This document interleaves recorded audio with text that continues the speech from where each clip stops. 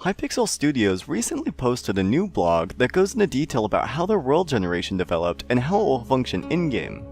While that was the focus of the blog, it also gives us some great insight into how the adventure mode will work in combination with some information from their other posts.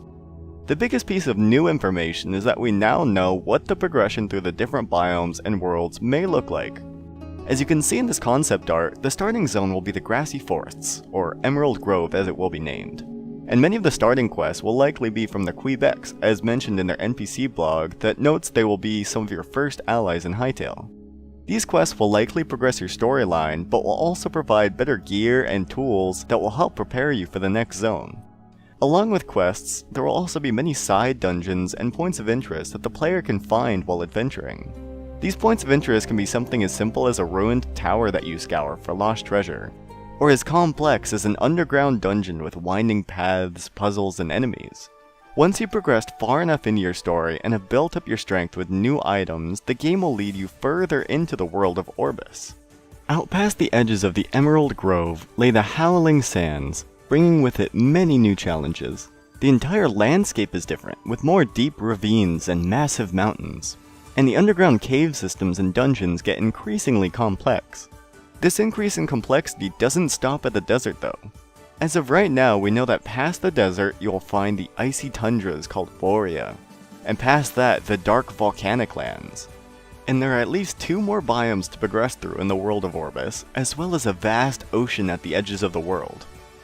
While this order of biome progression is what the game's storyline will encourage, it won't be forced upon the player.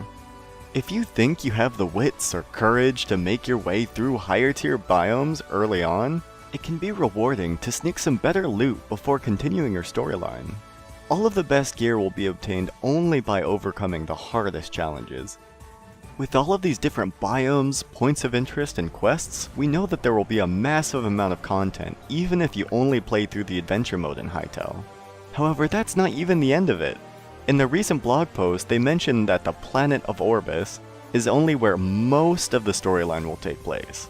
This could be referring to their system of special portal dungeons that are an entirely separate instance and have different rule sets, like not being able to break any blocks. Some of these portal dungeon locations appear as though they're floating in space, but this still may not be the only other place we visit throughout adventure mode. There is also this concept art here, showcasing several other entirely different planets, each with their own specific theme and menacing name to match. I think it's very likely that further into the storyline we will find ourselves traversing these planets as well. But for what reason? Only time will tell.